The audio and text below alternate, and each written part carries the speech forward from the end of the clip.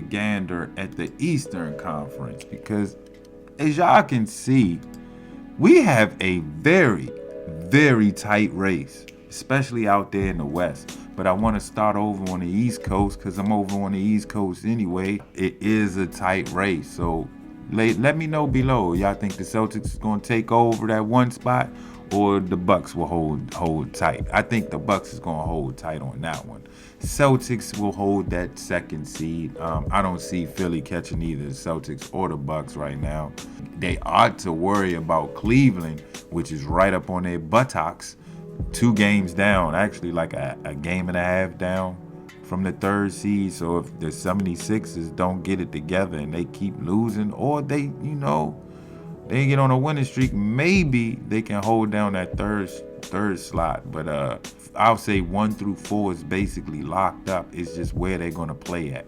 Milwaukee can very well fall to as far as 3 if they're reckless.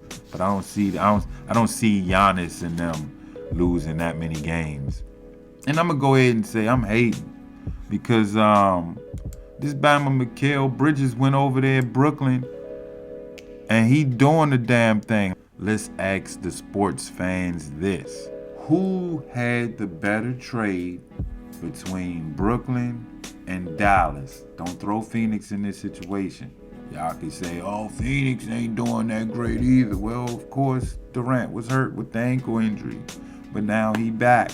So we ain't even gonna get there. Let's get back to the East and shit.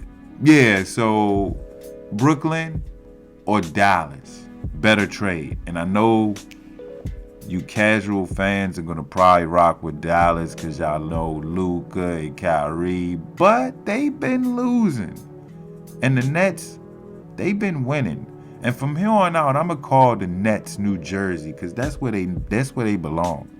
But anyway, ever since Cam Johnson and Mikal Bridges went to left Phoenix and went to Brooklyn, they've been on a tear. And Mikal been doing his thing though.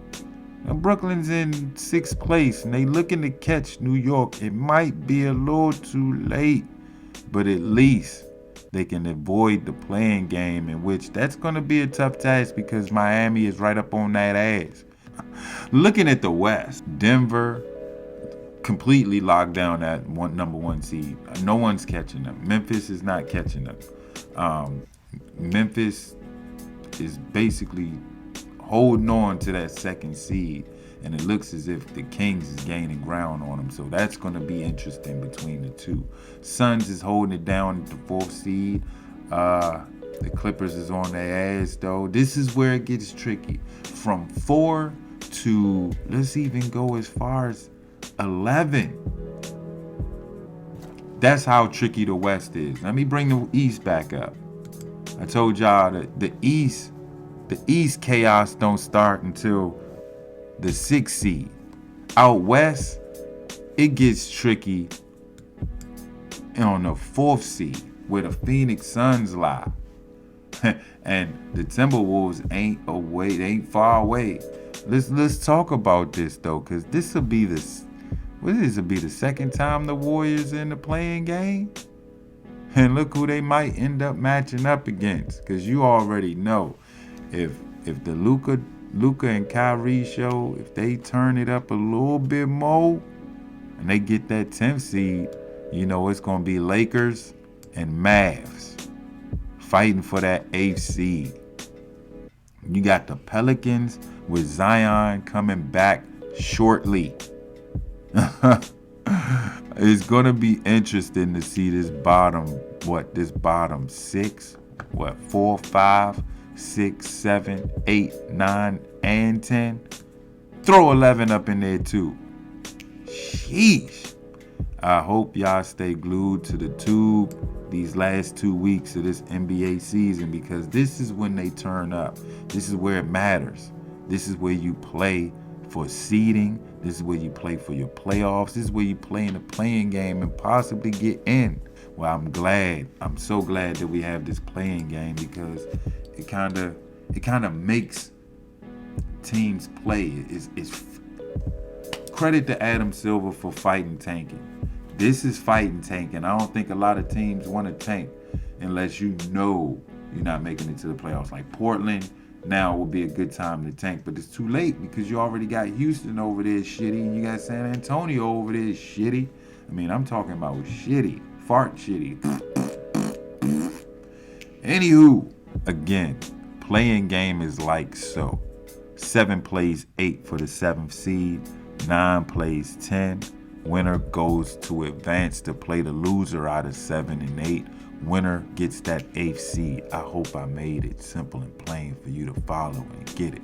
We go over to the west side. Like I said, the west side is a crazy side because it starts getting crazy in the 4th seed with my beloved Phoenix Suns sit from 4 on down to 11 where the Dallas Mavericks sit. You're going to get a crazy seeding. You're probably going to get the Warriors at the 8th seed or the Warriors at the 5th seed and Suns at the 4th seed, playing the Warriors in the first round of the NBA playoffs.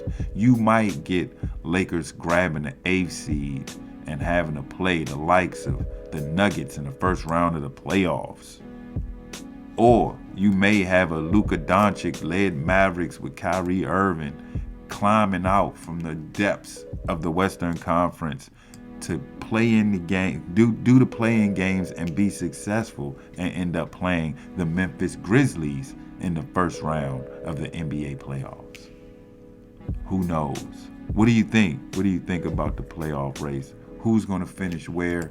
Who's your final 4? Let me know. I know I skipped March Madness. It was only because I was bitter because my team lost early. We lost to Princeton. Can you guess what team that was? Don't look at your brackets now. You're cheating. Guess it right off the back. Hit the comment section. Let me know, though. This playoff race, though. Who goes? Who stays? Who is just wasting their damn time? Damn! Damn! Top ball from different angles. Ain't no scandals, making them fall, got crazy handles. Just let me ramble, talk my shit, make examples. Thinking this shorty no sample, ball like I'm Julius Randle, Julius Irving. All these beats on some like and share and subscribe. All the leaves is burning, all the boys like can't say go, wanna open hands. Cook robber, big J's, I just made 6 plays, 2 innings, 1 day. Gotta get it one way or another, then I'm undercover, I'm a dog like Bubba.